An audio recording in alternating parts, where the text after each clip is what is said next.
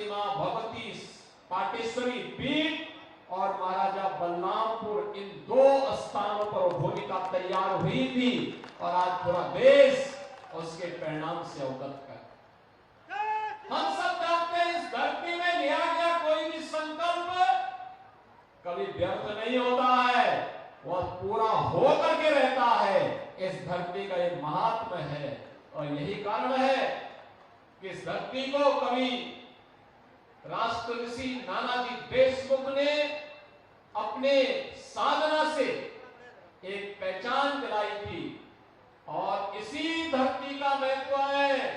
सरदार अटल जी ने अपना पहला राजनीतिक जीवन की शुरुआत इसी बलरामपुर जनपद से करके देश के प्रधानमंत्री के रूप में पूरे देश को भी योग्य शासन दिया और दुनिया को सुशासन का लाभ भी दिया।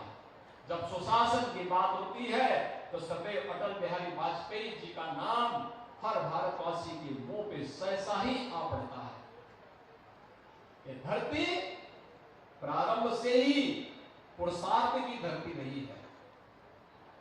ये धरती पहले से ही प्रकृति और परमात्मा की कृपा की धरती रही है, लेकिन चंद माफिया और आपराधिक प्रवृत्ति के तत्वों ने इस धरती के सौंदर्य को, इस प्रतिमा को कुंद करने का कार्य किया था। राजनीति का अपराधीकरण इस पूरी व्यवस्था में सबसे बड़ी बाधा थी और आज हम सब इसी संकल्प के साथ आए हैं, राजनीति का अपराधीकरण हरगिज नहीं होने देंगे। अपने नौजवानों के भविष्य के साथ खिलवाड़ किसी को नहीं करने देंगे।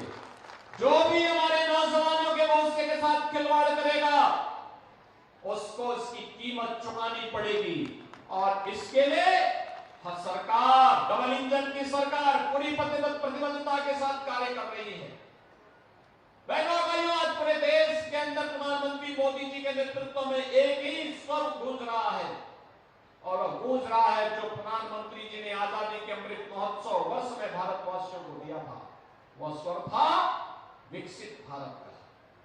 हमारा संकल्प विकसित भारत, हमारा संकल्प, हमारा संकल्प, हमारा संकल्प विकसित भारत। और विकसित भारत के लिए विकसित उत्तर प्रदेश आवश्यक है। विकसित उत्तर प्रदेश के लिए अच्छी शिक्षा आवश्यक है, अच्छी स्वास्थ्य की सुविधा आवश्यक है, नौजवानों के लिए रोजगार आवश्यक है। विकसित भारत के लिए और विकसित उत्तर प्रदेश के लिए उद्योग धंधे आवश्यक है, खुशहाल किसान आवश्यक है, बेटी और व्यापारी की सुरक्षा आवश्यक है। और इन्हीं संकल्पों के साथ आज हम आगे बढ़ रहे हैं। उत्तर प्रदेश को विकसित बनाना है तो बलरामपुर और श्रावस्ती को भी विकसित बनाना पड़ेगा। कोई सोचता था बहराइच में मेडिकल कॉलेज होगा, आज बहराइच में मेडिकल कॉलेज है। कोई सोचता था गोंडा में मेडिकल कॉलेज होगा, आज गोंडा में उनका अपना मेडिकल कॉलेज बन करके तैयार हो चुका है। और आज जो हम लोग इस बलरामपुर में उद्घाटन किए हैं 350 बेड के अत्याधुनिक हॉस्पिटल का, जो अगले वर्ष मेडिकल कॉलेज बन जाएगा सरदार अटल बिहारी वाजपेयी जी के नाम पर बलरामपुर में, आज हमने उसका उद्घाटन भी कर दिया है। भाइयों बहनों, अगले वर्ष तक हम लोग बलरामपुर जिले को एक मेडिकल कॉलेज भी देने जा रहे हैं। कोई सोचता था इस श्रावस्ती में एयरपोर्ट चलेगा, हमने एयरपोर्ट भी प्रारंभ कर दिया, वायु सेवा प्रारंभ हो चुकी है। श्री राम फेरन पांडे हमारे विधायक हैं, ये उससे 2 बार यात्रा करके आ चुके हैं। देखो ना, लगते सीधे हैं लेकिन हवाई जहाज की यात्रा, श्रावस्ती से सीधे बैठ करके लखनऊ, लेकिन वे अकेले नहीं गए, कार्यकर्ताओं को लेकर के गए।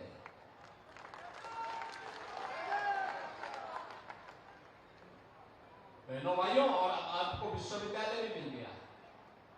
बलरामपुर में विश्वविद्यालय हो, एक कल्पना थी, आज साकार हो चुकी है। बहनों भाइयों, साकार हो चुकी है। आपका ये नया सपना साकार हुआ है। होली के पहले कमिश्नरी वासियों को 3 जनपदों में से 4 जनपद में से 3 में मेडिकल कॉलेज 2 बन चुके हैं, तीसरा का उद्घाटन हो रहा है और एक विश्वविद्यालय भी, एक एयरपोर्ट भी। सरयू नहर राष्ट्रीय परियोजना जो 4 दशक से लंबित पड़ी हुई थी, आज वह परियोजना को भी गत वर्ष प्रधानमंत्री जी ने उसका भी लोकार्पण कर दिया। सारा लाभ इस कमिश्नरी को प्राप्त हो रहा है। यहां पे फ्लाईओवर बलरामपुर का फुलवरिया बाईपास हो, चाहे वह बलरामपुर का रिंग रोड हो, इन सब कार्यों को तो पूरा इन सबको स्वीकृति दी गई है। फ्लाईओवर भी एक से एक बन रहे हैं। लोगों की आवश्यकता के अनुरूप उन सभी आवश्यकताओं की पूर्ति के लिए आज से 7 वर्ष पहले जब मैं यहां आता था तो मुझे गोंडा से देवीपाटन मंदिर पहुंचने में 4 घंटे लगते थे। आज 45 मिनट में, एक दिन में गोंडा में मीटिंग करके और बाई रोड चला, मात्र 45 मिनट में मैं देवीपाटन मंदिर में पहुंच चुका था। बहनों भाइयों, यह जब सरकार की नीयत साफ होती है तो स्पीड अपने आप पकड़ने लगती है। सरकार जब शुद्ध नियत से काम करती है तो स्पीड अपने आप पकड़ने लगती है। स्पीड ही विकास को आगे बढ़ाता है, हर चेहरे पर खुशहाली लाता है। बिना भेदभाव के शासन की योजना का लाभ गरीबों को मिलता है। यहां पे राशन की सुविधा का लाभ कितने लोगों को मिलता है? राशन, सरकार का फ्री में राशन की सुविधा मिल रही है ना? क्या ये पिछली सरकारों में मिलता था क्या सपा बसपा कांग्रेस ये फ्री में राशन देते क्या? आयुष्मान भारत का कार्ड क्या ये लोग दे पाते क्या? और गरीब को मकान क्या ये लोग दे पाते? आज तो भाइयों बहनों, जब भी मुझे आने का अवसर प्राप्त होता है, मैं पहले जब 17 में मुख्यमंत्री मुझे बनाया गया था, 17 में बाढ़ आई थी, मार्च में मैं मुख्यमंत्री बना और जुलाई में बाढ़ आई थी। तो उस समय जिला मुख्यालय श्रावस्ती भी, बलरामपुर भी सारा पानी से लबालब भरा हुआ था। हम लोगों ने बाढ़ बचाव के कार्य समय से पूरे किए। 17 के बाद यहां पे जिला मुख्यालयों में पानी नहीं आया। बाढ़ की समस्या का स्थायी समाधान का रास्ता हम लोगों ने निकाला, नदी को ड्रेसिंग किया, लोगों के बचाव के उपाय किए, हर पीड़ित को राहत सामग्री भी उपलब्ध कराई। आज समस्या का समाधान हुआ। सबसे खराब सड़कें इस कमिश्नरी की हुआ करती थी, क्या गोंडा, क्या बहराई, क्या श्रावस्ती, क्या बलरामपुर। आज सबसे अच्छी सड़कों में से इस कमिश्नरी में भी अच्छी सड़कें हैं, एयरपोर्ट है, स्वास्थ्य की बेहतरीन सुविधाएं हैं, अन्य संस्थाओं का यहां पर गठन हो रहा है, हॉस्पिटल्स बन रहे हैं, अन्य सुविधाओं को उपलब्ध करवाने का कार्य किया जा रहा है। और आज उसी प्रतिबद्धता के साथ हम सब आपके बीच में यहां पर आए हैं। अगले इसी माह 24, 25, 26 में होली का पर्व पड़ रहा है। होली के पूर्व अपने लोगों को कुछ तो उपहार दिया जाता है और हम लोग तो भविष्य बनाने का उपहार दे पाएंगे।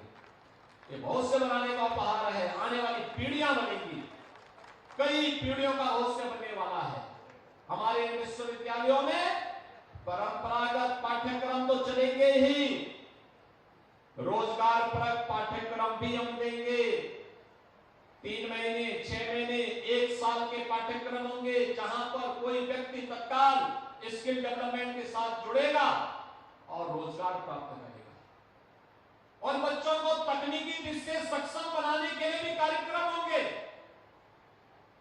यहां पर प्रतियोगी परीक्षाओं की तैयारी के लिए भी अभ्युदय कोचिंग हर विश्वविद्यालय में प्रारंभ करवाया जाएगा। हमारा बलरामपुर, श्रावस्ती, गोंडा और बहराइच का छात्र भी प्रतियोगी परीक्षाओं के माध्यम से उच्च शिक्षा के नए सोपान स्थापित करेगा और जीवन के प्रत्येक क्षेत्र में आगे बढ़ करके वह भी इस जनपद के विकास में अपना योगदान दे पाएगा।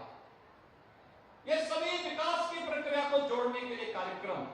और भाइयों, यही प्रधानमंत्री मोदी जी चाहते हैं, विकास अब दिल्ली के लिए ही नहीं, यहां के गांव के लिए भी होगा। एक गांव से निकला हुआ विकास, हमारा गांव जब आत्मनिर्भर होगा, हमारा नगर निकाय, नगर पंचायत, नगर पालिका जब आत्मनिर्भर होगी, तो आत्मनिर्भरता विकास की नई ऊंचाइयों तक हमें पहुंचाने में योगदान देगा। और आज उसी का परिणाम है।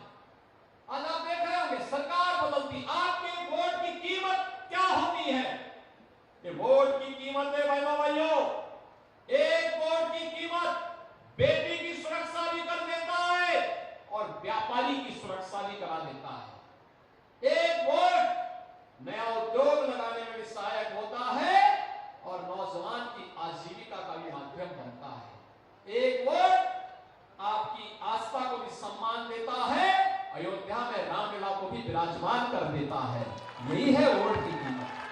और नहीं तो बेटी भी पिछली सरकारों में सुरक्षित नहीं थी, व्यापारी भी सुरक्षित नहीं था, गरीबों के हक पर डकैती पड़ती थी, विकास की योजनाएं माफिया चट कर जाते थे, आस्था के नाम पर खिलवाड़ होता था और राम का नाम लो तो लाठी और गोली चल जाती थी। आज तो ऐसा नहीं हो सकता है। आज तो पूरी दुनिया अयोध्या आ रही है। आपने देखा होगा एक सप्ताह पहले जो आंकड़े आए थे, अकेले अयोध्या में 22 जनवरी से लेकर के 10 मार्च के बीच 1 करोड़ श्रद्धालुओं ने अयोध्या में रामलला का दर्शन किया है। पूरे देश से लोग आए थे दर्शन करने के लिए। आप सोचो, पहले लोग क्या बोलते थे कि अयोध्या में परिता भी पर नहीं मार सकता, और अब 1 करोड़ लोग मात्र 1.5 महीने में वहां दर्शन करके चले गए। अभी भी कल भी मैं अयोध्या था, 1.5 लाख लोग प्रतिदिन वहां आ रहे हैं, 1.5 से 2 लाख श्रद्धालु प्रतिदिन आ रहे हैं। एक नव्य अयोध्या के दर्शन हो रहे हैं। ऐसे ही नव्य अयोध्या के साथ हमें बलरामपुर को जोड़ना है, श्रावस्ती को जोड़ना है। श्रावस्ती तो भगवान राम के पुत्र के नाम पर बनी है। भगवान राम के पुत्र महाराज लव ने श्रावस्ती बसाई थी। बाद में महात्मा बुद्ध से इसका संबंध जुड़ा, जैन तीर्थंकरों के साथ संबंध जुड़ा, महाराज स्वयंदेव के साथ संबंध जुड़ा, ये परंपरा आगे बढ़ती गई और आज का हमारा श्रावस्ती एक बार फिर से अब आकांक्षात्मक जनपदों से बलरामपुर और श्रावस्ती उभरेंगे, विकास की नई बुलंदियों को छू करके आगे बढ़ेंगे। इस विश्वास के साथ आज लगभग 2000 करोड़ रुपए की परियोजनाओं के लिए मैं बलरामपुर और श्रावस्ती वासियों को हृदय से बधाई देता हूं। होली के पहले आपको उपहार है और बहनों भाइयों, ये उपहार हम इसलिए दे पा रहे हैं क्योंकि देश को यशस्वी नेतृत्व मोदी जी के नेतृत्व में प्राप्त हुआ है। मोदी जी ने देश की तकदीर को बदल करके रख दिया है। बिगड़ी हुई तस्वीर को दुनिया के सामने सिरमौर के रूप में स्थापित कर दिया है।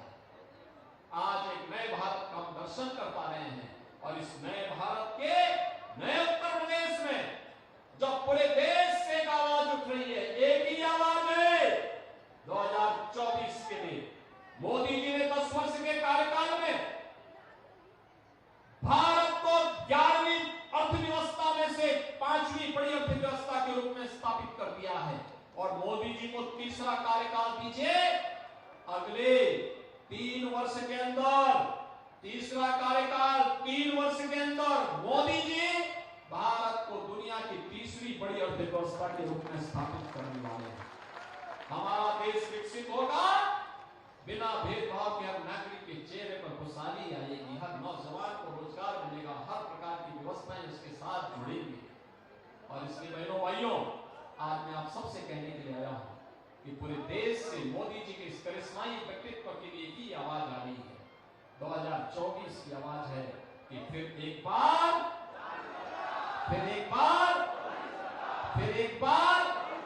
मोदी सरकार। 24 की आवाज होनी चाहिए, फिर एक बार मोदी सरकार। क्या आप लोग सभी सहमत हैं?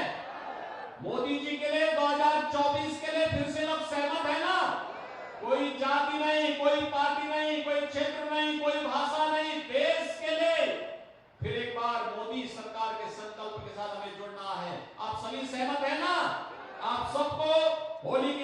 मैं शुभकामनाएं मां पाटेश्वरी विश्वविद्यालय के लिए और अटल बिहारी वाजपेयी जी के नाम पे जो मेडिकल कॉलेज बनाने जा रहे हैं उसके 300-350 बेड के हॉस्पिटल के लोकार्पण के लिए 2000 करोड़ रुपए की इन परियोजनाओं के लिए दोनों जनपद वासियों को हृदय से बधाई देते हुए मैं अपनी शुभकामनाएं देता हूं।